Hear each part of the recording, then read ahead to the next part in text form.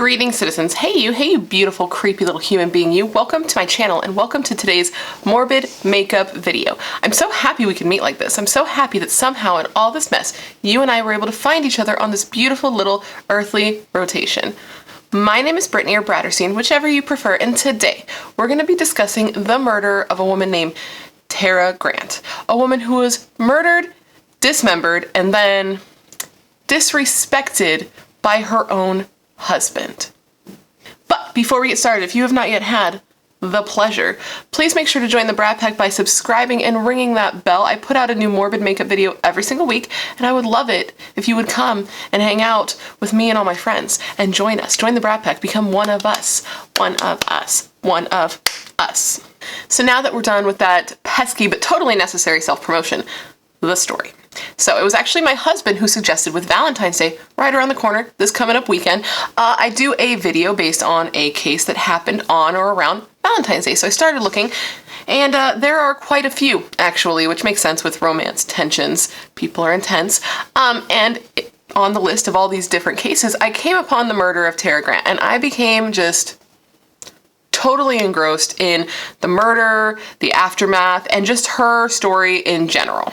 This case literally has everything. A strong, powerful woman, infidelity, murder, mutilation, and then a husband who goes on live television and then cries and begs for his missing wife's safe return. All that. And I figured since the story captivated me so much, I had to choose this one to bring to you today. So come, gather around, and let me tell you the story of Tara Lynn Grant, a strong, independent, successful, self-made woman who was taken from this earth way too early and in a totally gnarly way. Tara Lynn DeStramp was born in Michigan on June 28, 1972, making her a Cancer. Tara was one of two children born to her parents. They had two girls, her and her sister Alicia, and Tara and her sister Alicia were close growing up and stayed close in their adult life. They were so close that when Tara would tragically be murdered at the age of 34, it would be Alicia who would end up raising Tara's two children. Tara was a small town girl growing up, but she was driven and she had really big dreams. She wanted to be more financially stable than she was growing up, and she just wanted to make a name for herself. So after she graduated high school, Tara enrolled in Michigan State University, where she earned herself a bachelor's degree in business. Shortly after graduating, Tara started working at a company called Washington Group International, and this was a corporation that provided integrated engineering, construction, and management services to businesses and governments around the world.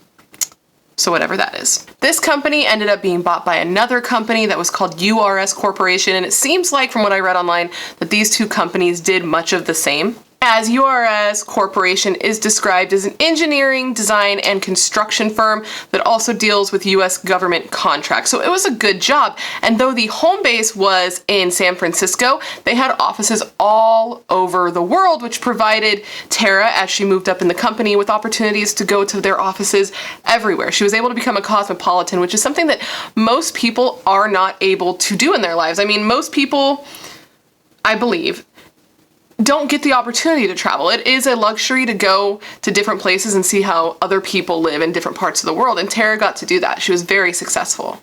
So Tara was set in her corporate life, like she was excelling there, and her life just seemed to be getting better and better when she met a man named Steven Grant, who was also a Michigan native. Initially, Tara wasn't really feeling Steven. Like, Tara was this beautiful, vibrant, intelligent, funny girl with this big personality and this giant mane of like beautiful curly hair, and Steven was just sort of like a square dude, an average looking dude, just a little bit below her. To most people who knew them, when they would do interviews after this crime happened, they were like, I was very surprised that Tara ended up with Steven, or that Steven was able to land such an awesome wife. And apparently he wasn't super smart, because there was another interview with a friend of his, or somebody who knew him in high school and college, and they said that Steven was the type of guy who one day would end up going and committing a crime, like robbing a liquor store, for example, and would be dumb enough to leave his ID on the counter when he left. So to give you an idea of how other people who knew the couple viewed them individually.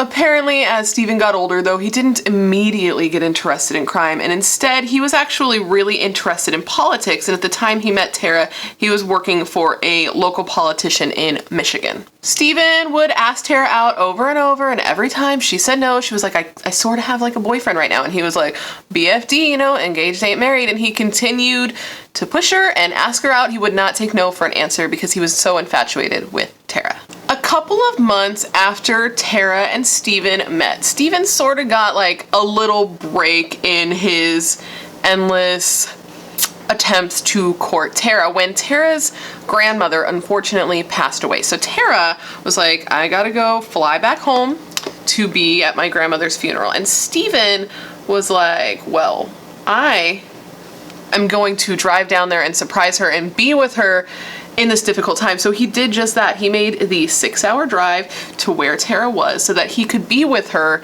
during this really difficult time in her life. The whole interaction was a little bit awkward because remember how Tara had been saying that she sort of had a boyfriend? Well, this boyfriend was at the funeral with Tara for the emotional support as well. So when he showed up, it was weird because it was like, here's Steven, the man who's obsessed with Tara, there's Tara, and there's Tara's boyfriend.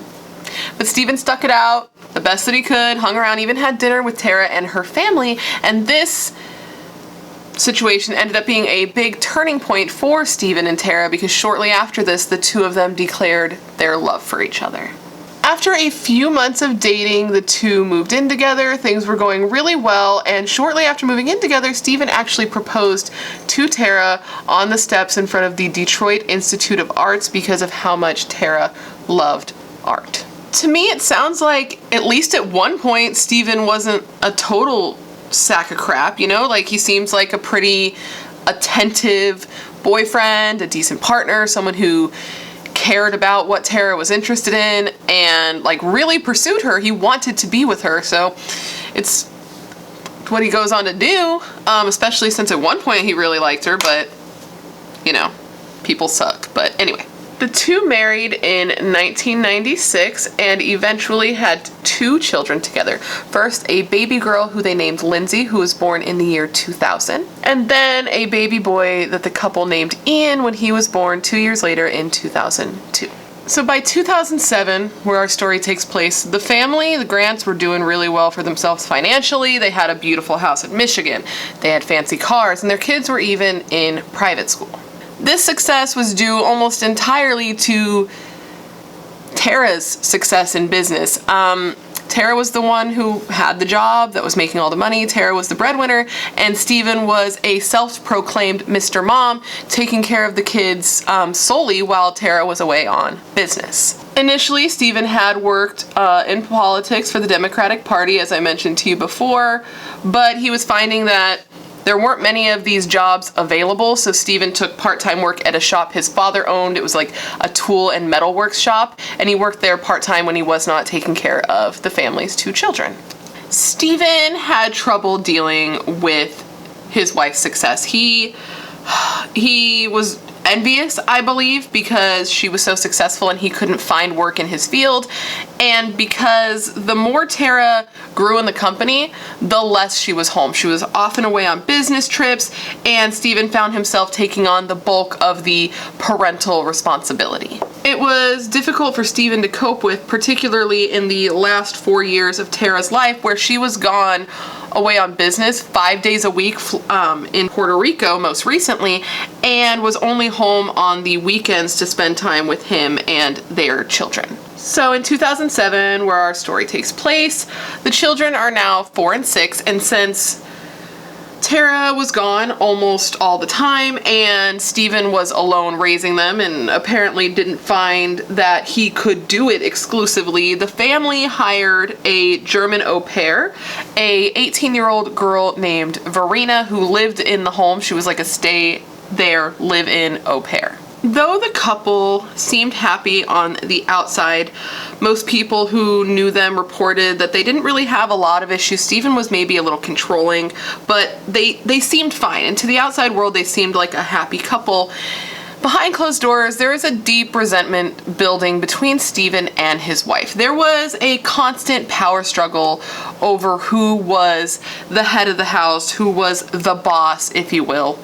And Though Steven was the man and felt like because he was the man, he inherently should have been the head of the house, it was Tara who was the breadwinner. It was Tara who was bringing in the money, so this constantly challenged Steven's masculinity, which, suck it up, Steven. You literally have a beautiful wife who's basically making you like a little sugar baby, and you're bitching about this. It's not her fault that you can't get a political job right now, but whatever. It makes me so annoyed. Like, sorry that she's making you not feel like a man. She's not making you feel anything. You're not feeling like a man. Maybe that's something you should deal with independently, but whatever. I can't help it. Sometimes the feminism shit just starts spewing out. I'm sorry. So Steven, with his, challenged masculinity, started emailing with an ex-girlfriend and was expressing his frustration with his wife, how she was never around, and how he believed that she was having an affair with her much older boss. So he believed that all of these business trips were less about business and more about getting down to business. If you know what I'm saying. In addition to believing that Tara was having an affair with her boss, he also believed that she had rekindled a romance that she had with a past boyfriend. So he was just like bitching about his wife is what he was doing with this ex-girlfriend, trying to garner some sympathy. And of course, as these things sometimes do, it went from him complaining about his wife to him trying to flirt with this ex-girlfriend. Like asking her for nudes, and this woman was a nurse, so he was offering to let her practice sponge baths on him. In addition to flirting with his old girlfriend, in a tale as old as time, Steven started getting close to the family's 18-year-old German au pair, Verena. She lived with the family and she was alone with Steven and the kids in close quarters 5 days a week, so the two started getting close. Apparently, it started out casually as these teens, as these things oftentimes do, but eventually they, escalated to flirtations and then eventually turned in to a downright sexual affair, with the two starting to have sex with each other about a month before Tara went missing. The two even had sex in the family bed the night before Tara was killed. Now, we are going to jump into our handy-dandy time machine and head to Valentine's Day 2007, when the Macomb County Sheriff's Department receives a call from Steven Grant reporting his wife, Tara, missing. According to Steven, the last time he had seen his wife Tara was on the evening of Friday, November 9th. Apparently, Tara had just gotten home from a business trip, and she informed Steven that she was going to be heading back to her work office in Puerto Rico on Sunday instead of Monday like usual, and in learning this, the two started to bicker. Steven was mad because Tara was always gone on business and had just gotten home that night and was already planning to leave just 2 days later and was always gone. And the two fought about this because Steven was frustrated that his wife was never home. So the argument escalated and Tara got pissed and just started to repack her bags that night. So Steven did admit that the two argued, but he said that the argument never got physical. He was like, a lot of couples fight and things get physical, but our fights never did. He did say that he was really upset and hurt because during their fight, Tara said to him, make sure while I'm gone in Puerto Rico, you take my car in to get serviced. And he said he felt like a valet man? What? He said he felt like a valet or a handyman, and it hurt his feelings and that the argument continued. Steven said at one point Tara got fed up, grabbed her bags that she had been packing, and stormed out of the bedroom. And when Steven followed her downstairs, he heard her on the family's landline saying that she would be right out. And the last time he saw her was when Tara had left the family house, going through the garage, and climbed into a dark-colored vehicle and just took off into the night. Steven said when his wife took off in that vehicle, he was super pissed off and frustrated because now he was going to have to explain to his children in the morning why their mother was not there when she should be. And that was Steven's story, that, they fought, she left, and he hadn't seen her since. And I feel like this is actually a pretty believable story for the couple. I was thinking about it, and I feel like most people who commit crimes, especially against their spouses, don't want to admit that there's a fight. They are always like, oh, things were great, I don't know what happened, because insinuating that there was a fight could make police think there was like an explosion from said fight. But Steven admitted to most of what happened, and I feel like that's actually a good way to lie. Not like lying is good in general, but I feel like Steven was like, okay, I will tell as much truth as possible so I can't get caught in a lie, and I'll just leave out what I actually did. You know, telling as much truth as possible, I feel like is a good way to lie, but that's just my side note on that. So as I said, Steven contacted the police on the 14th, even though he hadn't seen his wife since the 9th. Now, why did he wait so many days to contact the police? Well, according to Steven, he was worried and he started calling his wife right away, and he hadn't heard from her, so he contacted his wife's parents, and they sort of put his mind at ease, saying like, you know, I'm sure everything's fine. She's often gone for days at a time. She's probably just pissed and needs to calm down. So Steven said that he was operating under the assumption that Tara had just went back to work early and was in San Juan, Puerto Rico with her boss on work, at work, doing work. But even though I thought that Steven's story was pretty believable, apparently like police immediately didn't believe Steven. Apparently when being questioned, he was incredibly nervous. He got increasingly nervous the more questions the police asked. They said he was super fidgety and couldn't hold still and just seemed a little bit off. And apparently as the investigation went on, Steven got less and less cooperative with the police. Apparently he refused to answer their questions, and he did agree to give a polygraph test, but he said he wouldn't take one through the police and instead took a polygraph through an independent source. Now, this distrust from Steven towards the police was a little bit warranted, because apparently Steven could tell that he was the police's #1 suspect from the start, and just like a day or two after he reported Tara missing, police actually pulled him over and arrested him for driving on a suspended license. And Steven felt that police only did this so that they could have him in custody to question him further on Tara's disappearance, which, if we're real, that's probably exactly what they were doing, but it made him not trust the police and not want to work with the police because they were treating him like a suspect. How dare they? When Tara first went missing, in the first, couple of weeks leading up to her being found, Steven did a lot of media interviews, and he would sit there and beg for her safe return. And when I tell you that they were so fake looking, like you thought that Chris Watts's interviews were fake looking. Bro, I will link it down below, but it's one of those things that, like, when I first started looking into this case, one of the very first things I saw was an interview from him, and it was so bad that I rewinded the interview. I called my husband and I was like, you need to watch this right now. Please watch this with me. And he's not super into true crime, but he is a good sport. And he watched it and we were both just like, that? It was just totally ridiculous. And he would pivot, right? Pivot. He would go from talking about how much he loved his wife and missed his wife and how he just wanted her back, but then he would go and like talk mad shit on her, dude. He would say bad things about her, he would call her a bad mother, and he would say that he was the perfect mom to their children, not Tara. Steven Grant said about his wife and her parenting, and I quote here, "I was a better mom than Tara was. There's no other way to put it. I was the mom of the house. She was gone all the time. If the kids needed someone to take them to swimming, school, or soccer practice, I took them." Which, first off, you're their dad. Isn't that, like, your job? I can't stand that the idea is there that it's automatically the mom's responsibility to do these things, but I digress. Steven just talked down about Tara constantly, and when, like, her sister Alicia would go to the media and say nice things about Tara, Steven would then go and contradict Alicia and say that what Alicia was saying wasn't true. It's just like a weird tactic when your wife is missing, but I don't know. I don't presume to know what these psychos are thinking. I just don't. Excuse me. We don't know that he's a psycho, but I don't presume to know what these assholes are thinking.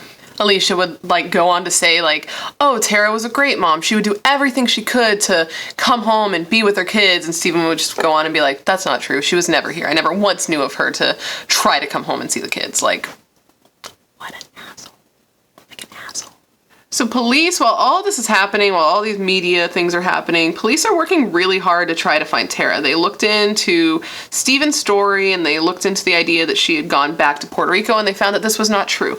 That they checked her passport, it had not been stamped, she had not flown back, her debit cards had not been used since the night that she disappeared, and her phone had not been turned on since the night that she disappeared.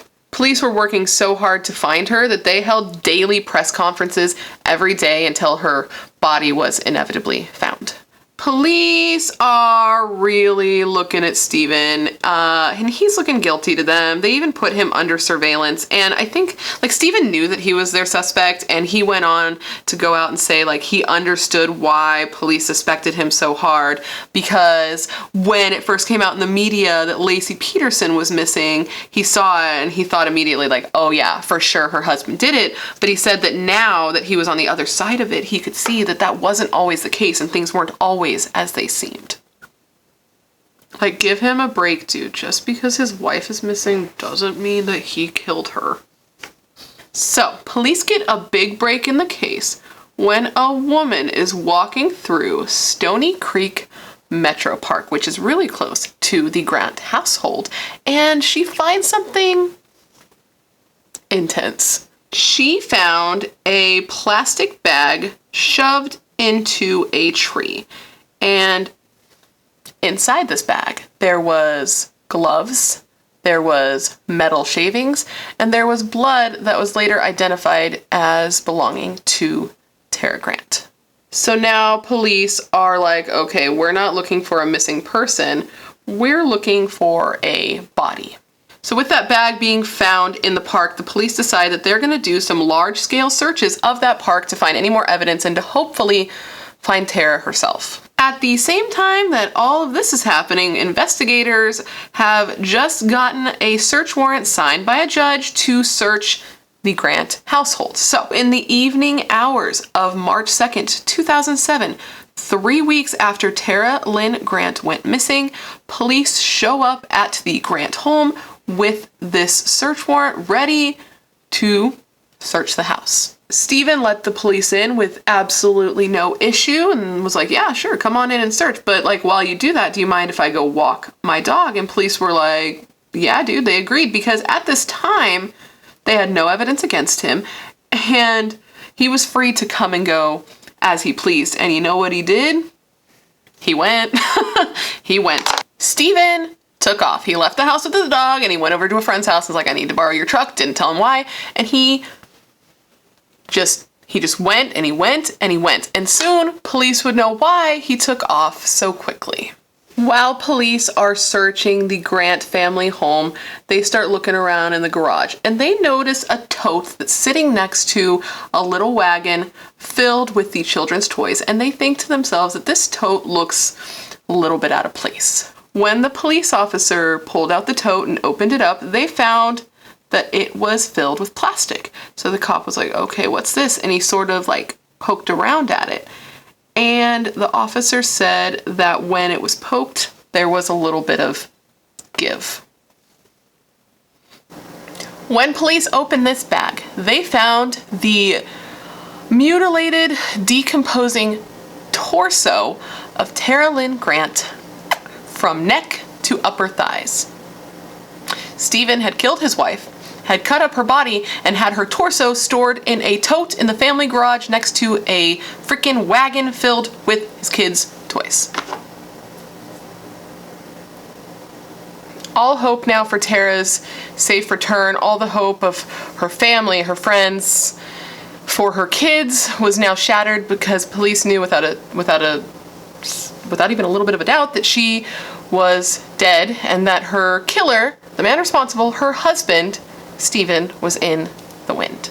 Police start desperately looking for Steven, and fortunately it didn't take police long to find him. He was located only 2 days later when they traced his cell phone. Police found Steven 2 days later on March 4th, 2007 at the Wilderness State Park that was 200 miles from the Grant home. This is a place where Steven and Tara used to go camping together. So was there a bit of sentiment there for him and Tara? Did he feel bad about what he did? Did he just go here because he had been there and he knew it was secluded and that he wouldn't be found? Who knows what the significance of this place was to him specifically in that time, but that's where he was located. And when police got there, they found Steven lying below a tree in below freezing weather, dressed in like normal old clothing, and he was in bad shape. He was barely conscious and delirious, talking to people that were not there, and he ended up having to be airlifted to a hospital where he was treated for both frostbite and hypothermia.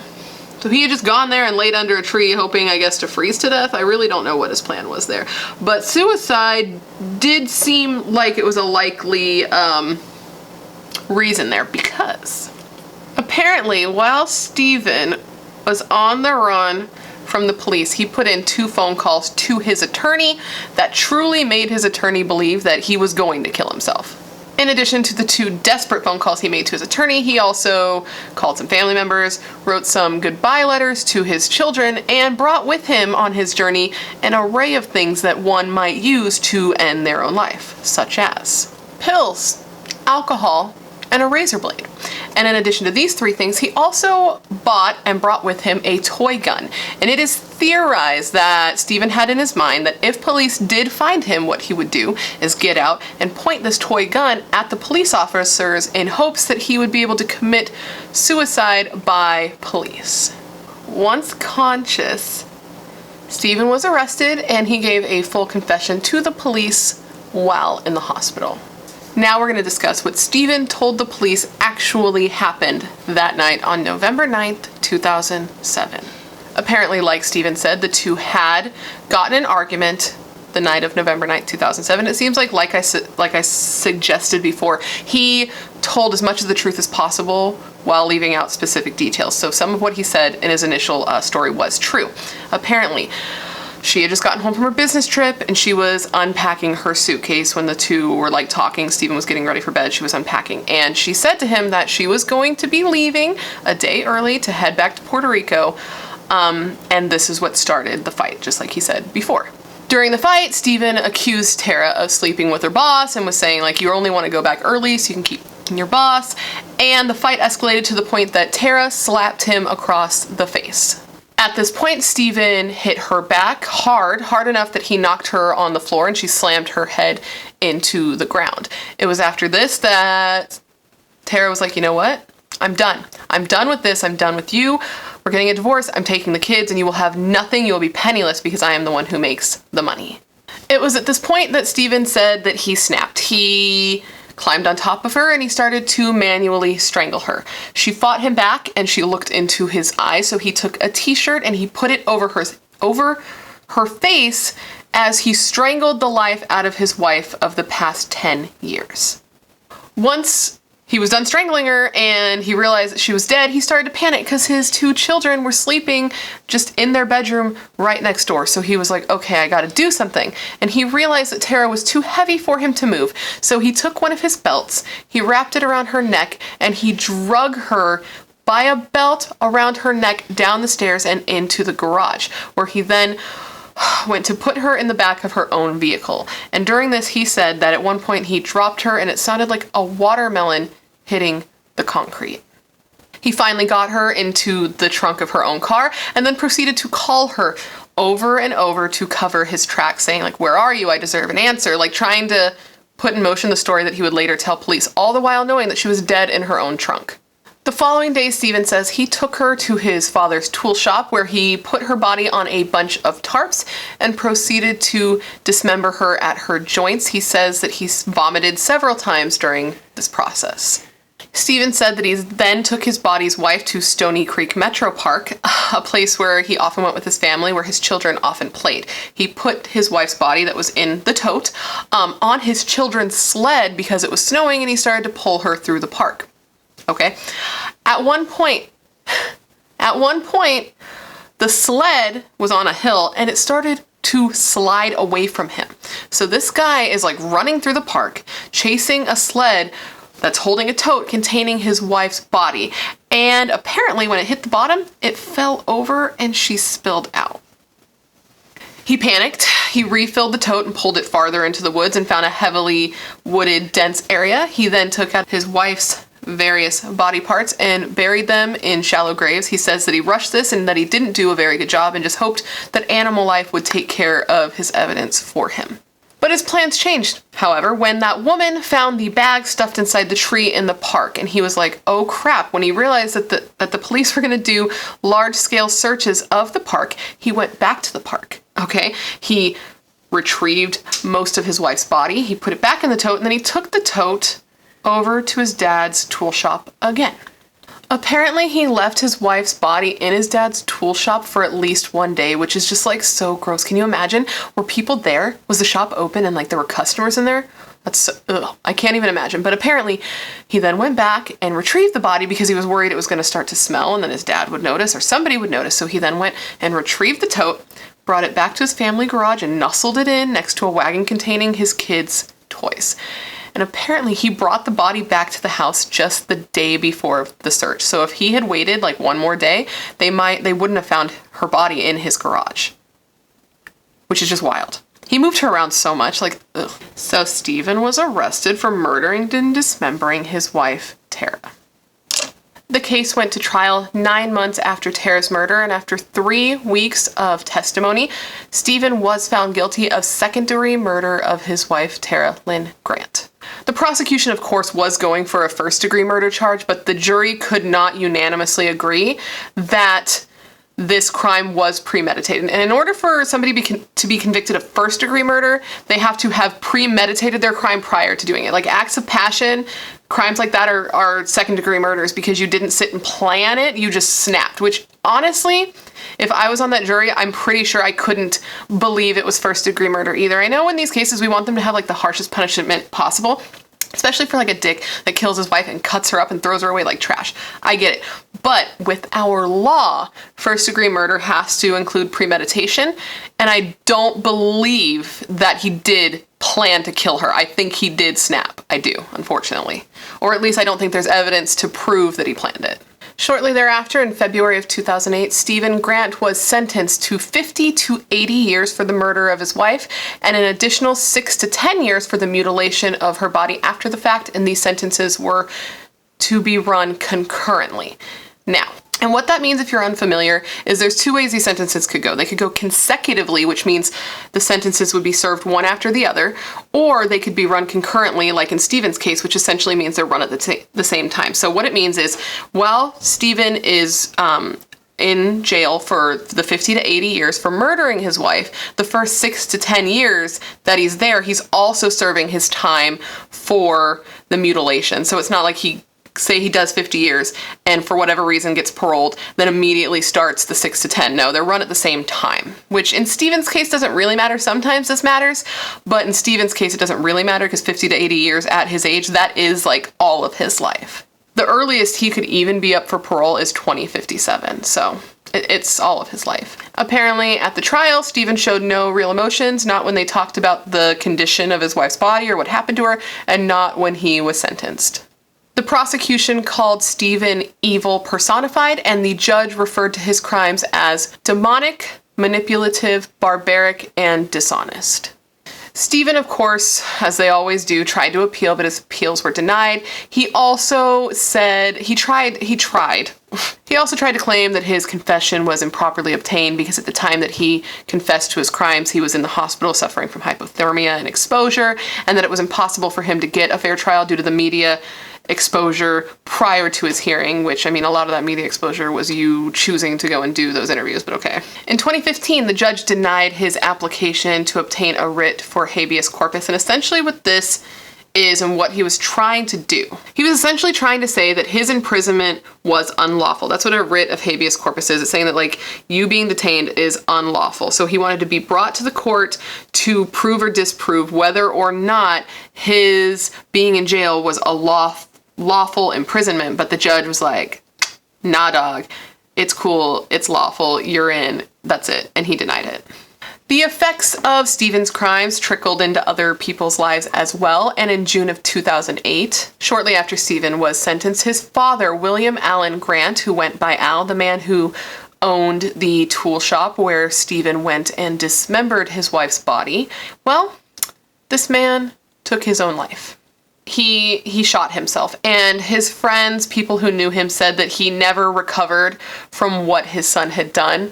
I'm sure knowing it happened in his tool shop was extremely difficult. I'm sure all of it was extremely difficult, obviously, and he shot himself. Tara's only sister Alicia and her husband were chosen to raise Tara and Steven's children, Lindsay and Ian, and the two moved from their home state of Michigan to their aunt's home state of Ohio before the entire family moved to Wisconsin, which is where I believe they still are today. Both children have chosen to take their aunt's last name instead of their father's, and though they do know what has happened to their mother and that their father's in jail, they don't know the specifics, and their aunt has decided that she will allow them to read their father's confession once they are adults, which I believe at this point, I believe the daughter they might both be adults now, so they might have already read that confession, but she wanted them to wait till they were adults and they had the choice to then decide if they wanted to read that. Each year, the family try to travel back to Michigan because there is an annual event. It is a 5K called a Tara Walk, and this is aimed at bringing awareness and raising money for victims of domestic violence. And that, my friends, is the story of Tara Lynn Grant, a woman that was murdered and dismembered by her husband and then thrown out into the woods like trash. What do you think? I think it's just horrible, dude. Like, this woman was literally just trying to live her life and be successful and turn into like the boss ass bitch that she ended up turning into, and this little weasel couldn't deal with how successful his wife was. Like, the more successful she got, the less of a man he felt like, and it just was too much for his fragile little ego. He had to bitch and moan and complain and cheat with a teenager just to stroke his ego. He was banging, he was sleeping with an 18-year-old, okay? Which, fine, adults. But like, the night, oh my God, he slept with her the night before he strangled his wife. And then the night that he killed her, he puts her body in the trunk. The nanny comes home that night and he's like, oh, my wife left me, and just like tried to garner sympathy from this woman that he was sleeping with after he had just killed his wife. He still had to be the victim and get sympathy, which is just like, ugh. And then not only did he kill her, which is just absolutely horrible. I cannot imagine being killed by a person that you once loved and married and had kids with and built a life with. But then he takes you and he cuts your body up and throws you outside like trash. It's just, the fuck, dude? Like, it's just so gross. This guy was a total loser and he couldn't deal with having such a powerful and wonderful wife. I'm sorry, I just hate men like this. I truly do. Like, I hate the idea, first off, that it is a woman's responsibility to give up their careers and everything they've worked for just to be the ones who have to stay home and be with the kids and nurture, you know? I don't understand why it's so difficult for some people to understand that it can be the other way around. There's no reason why it can't be the other way around. Why can't a woman be the one that works and the guy stays home and is the one that takes care of the kids? I don't understand that. There's no reason why it can't be that way, but there's a lot of people who feel that way.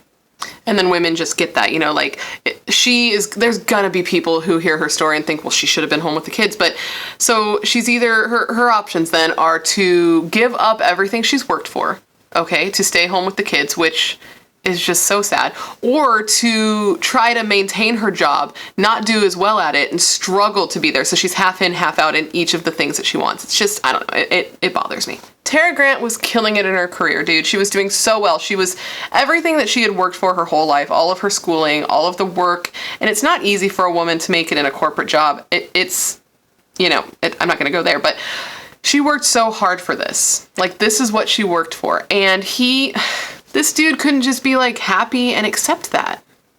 It's not like he had a job that he was so successful at that they could have still even had the life that they were afforded at that time. If they had switched it and then she's like, okay, fine, I'll quit my job. We'll just live off of your part-time tool shop job and we'll be totally fine. Like, it wouldn't work that way.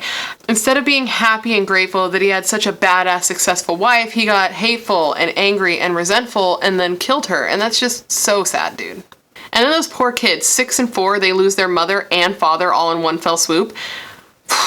That would be so hard. And I really wonder if they've read that confession yet. I don't know if I would. I mean, I probably would. But can you imagine how hard that would be to read in the words of your father what he did to your mother and the reasoning behind it? I'm just annoyed. I'm sorry. I got ranty there. Sorry.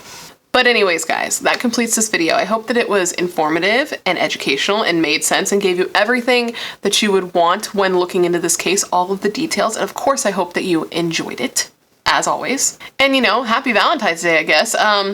If you're in a place where you're actually able to like leave your house and go do something for Valentine's Day, please be safe. I'm in Los Angeles, so I'm in like the hot spot of COVID. Like we are just the COVID petri dish, so I am not going to be going anywhere. I'm likely going to be staying indoors with I say likely, I am definitely going to be staying indoors with my husband, ordering pizza and watching Guys Grocery Games or a horror movie. Like that's going to be my life on Valentine's Day. But yeah, I hope you guys have a good time. Like I hope you have fun. And if you are alone on Valentine's Day, I know that sucks. I know it can be very isolating and lonely seeing everybody, you know, posting about love and all of that. I get it. But if it brings you any sort of relief, at least you are not with a total loser, douchebag murderer like Steven Grant. Anyways, please let me know down below of any case you would like to see me cover, because I have an ongoing list, but every time you leave a suggestion, I add it to the list because I know you're filled with good taste and good ideas, or else you would not be here. Don't forget to join the Brat Pack by subscribing and ringing the bell, because I put out a new video, Morbid makeup video, every single week, and I would love to hang out with you. Yes, you, specifically you. And if you'd like to follow me on Instagram and Twitter, where I am active more on the daily, they are both BRATTERSTEIN, just like my namesake here. I'm always talking to those of you who follow me there, so thank you. And anyways, guys, with all of that said, thank you for being here when you could literally be anywhere else on the internet. That's tight. You're tight. And I hope to see you in my next video.